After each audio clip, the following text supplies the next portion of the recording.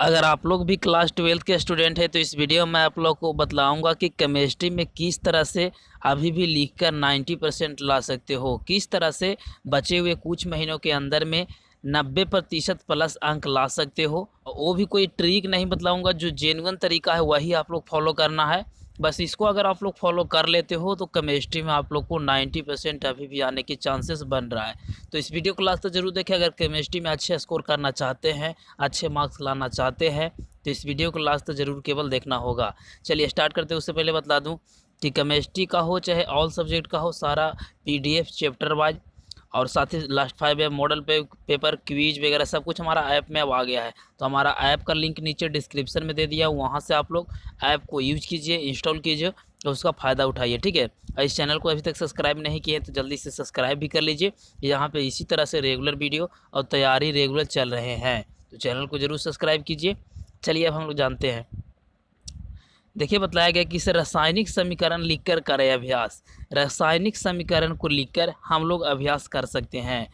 चलिए सबसे मेन चीज़ को हम लोग जानेंगे। सबसे पहले इम्पोर्टेंट कौन कौन से चैप्टर है उसके पहले में हम लोग जानेंगे। तो सबसे पहले एक कॉपी निकाल लो और उस पर आप लोग लिख भी सकते हो या स्क्रीनशॉट ले लो। ठीक है, कि कौन कौन इम्पोर्टेंट चैप्टर है। सबसे पहले ए है महत्वपूर्ण चैप्टर। अगर इन महत्वपूर्ण चैप्टर को अभी भी पढ़ लेते हो तो अच्छे स्कोर कर पाओगे। सबसे पहला फिजिकल में बात करते हैं। तो फिजिकल में आपको केमिकल कनेक्टिविटी एक चैप्टर है जो क्लास 12 के फिजिकल में पढ़ना है, फिजिकल केमिस्ट्री में। उसके बाद यहाँ पे एक इलेक्ट्रोकेमिस्ट्री है।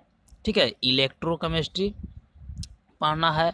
उसके बाद एक ठोस अवस्था सॉलिड स्टेट भी एक पढ़ना है, उसको भी यहाँ पे पढ़ना होगा। उसके बाद कोलेडर सॉल्यूशन। ठीक है, कोलेडर सॉल्यूशन भी आप लोग को पढ़ना है, ये भी काफ़ी इंपॉर्टेंट चैप्टर है।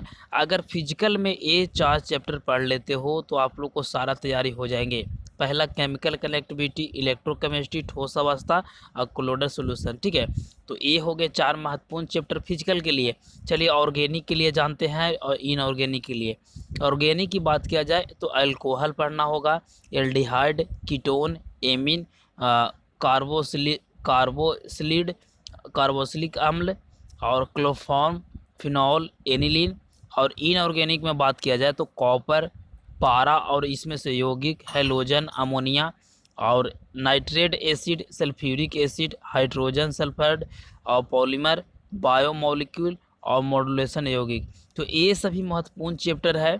इसके बाद हम लोग जानेंगे कि इसमें हम लोग को कितना मार्क्स लाना पड़ेगा, ऑब्जेक्टिव कितना रहता है, सब्जेक्टिव कितना रहता है, कितने को हम लोग को जवाब देना होगा, उत्तीर्णता का फॉर्मेट जानेंगे। उसके बाद पूरा डिटेल में हम लोग एक्सप्लेन करेंगे कि आखिर हम लोग को कितना मार्क्स चाहिए। सबसे पहले आप लोग लिख लो एक कॉपी पे और इसी चैप्टर को आप लोग जो महत्वपूर्ण क्वेश्चन है उसको आप लोग पढ़ने का कोशिश करना।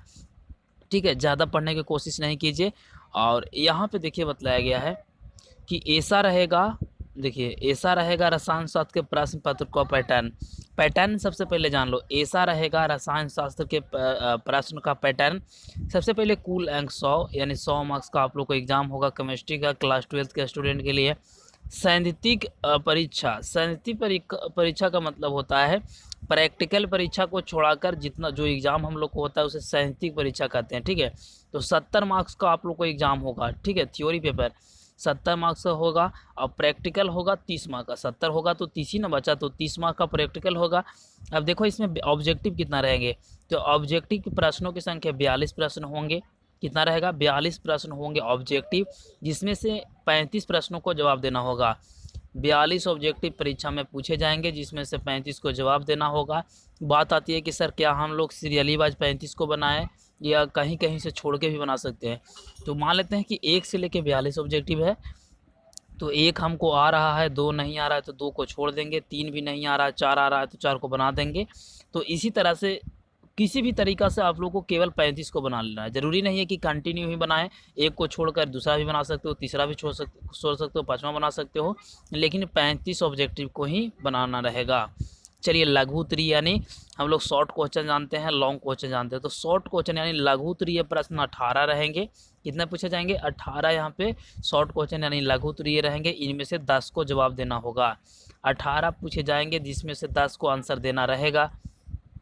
उसके बाद दीर्घ उत्तरीय यानी लॉन्ग क्वेश्चन को देखते हैं। तो लॉन्ग क्वेश्चन हम लोग को 6 प्रश्न पूछे जाएंगे। कितना पूछे जाएंगे, 6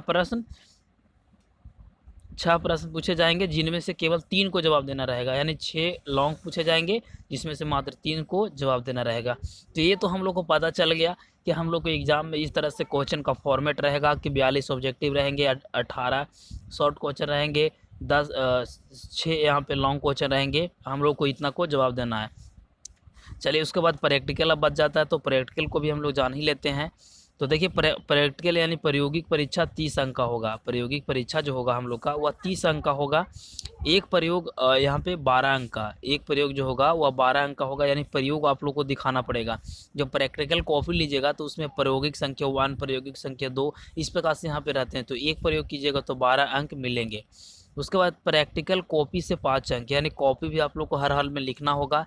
अगर प्रैक्टिकल कॉपी लिखते हो तो उससे 5 मार्क्स यानी 5 नंबर मिलेंगे।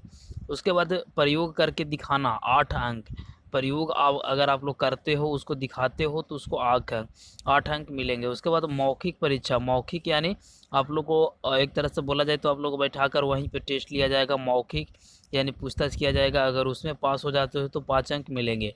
तो इस प्रकार से देख सकते हो 12 अंक इधर से, 5 अंक इधर से, 12 5 17, 17 8 यहाँ से 25, 25 और यहाँ पे 5 हो जाएंगे 30 मार्क्स, यानी 30 मार्क्स यहाँ से स्कोर कर सकते हो। अगर 12 अंक यहाँ पे प्रयोग से लाते हो, 5 अंक यहाँ पे लाते हो, प्रैक्टिकल कॉपी भी लिखना पड़ेगा। उसके बाद 8 अंक को फिगर जो आप लोग को दिखाना रहता है वो दिखाना होगा। उसके बाद 5 अंक का मौखिक परीक्षा पूछे जाएंगे जिसमें से 5 अंक मिलेंगे। चलिए अब हम लोग जानते हैं कुछ और इम्पोर्टेंट बातें जो कि जानना बेहद ज़रूरी है। देखिए यहाँ पे बतलाया गया है कि 66 में से 48 प्रश्नों को देना होगा जवाब। इंटर के रसायन शास्त्रों में इस बार प्रश्न पत्रों की संख्या बढ़ा दी गई है। 70 अंकों के प्रश्न पत्र में कुल 66 प्रश्न पूछे जाएंगे, इनमें से 48 प्रश्नों का उत्तर देना होगा। यह छात्रों के लिए बेहतर मौका है। 2019 में 35 प्रश्न पूछे जाते थे, लेकिन अब नए पैटर्न के अनुसार 42 ऑब्जेक्टिव पूछे जाएंगे। वही 18 लघु उत्तरीय प्रश्न पूछे जाएंगे, 10 को जवाब देना होगा। दीर्घ उत्तरीय 6 पूछे जाएंगे जिसमें से केवल 3 को जवाब देना होगा। तो ये चीज़ हम लोग जान गए कि हम लोग क्या पढ़ना है क्या छोड़ना है। अब मेन इंपॉर्टेंट चीज़ बातों को अगर ध्यान रखते हो तो ये भी काफ़ी एग्जाम के व्यू से काफ़ी इंपॉर्टेंट है। सबसे पहला है कि इनको रखें ख्याल, किनको ख्याल रखना है। सबसे पहला पॉइंट में हर दिन 3 से 4 घंटे रसायन शास्त्र को पढ़ाई करें। अगर आप लोग अच्छे का स्कोर करना चाहते हैं, अभी से भी 90% या जो चाहते हैं मेरा कम से कम 80 प्लस आ जाए या 80 आ जाए, तो उनके लिए हर दिन 3 से 4 घंटे रसायन शास्त्र को पढ़ाई करना होगा। हर चैप्टर और हर जो महत्वपूर्ण चैप्टर मैंने बताया उसका अगर आप लोग ख्याल करते हो तो अच्छा स्कोर कर पाओगे। बताया कि लिखने का अभ्यास हर दिन 2 से 3 घंटे करें। तो यह जो 3 घंटा जो बतलाया जा रहा है, यही 3 घंटा के अंदर में आप लोग को केमिस्ट्री पढ़ना भी है, केमिस्ट्री को अभ्यास भी करना है। उसके बाद नीचे बतलाया गया कि हर दिन अच्छी नींद ले, यानी आप लोग को सोना भी अच्छे है, मिनिमम आप लोग को 6 आवर आप लोग को सोना भी है। बतलाया गया कि अच्छी नींद ले। उसके बाद बतलाया गया कि एनर्जी वाले फ्रूट का जरूर लें।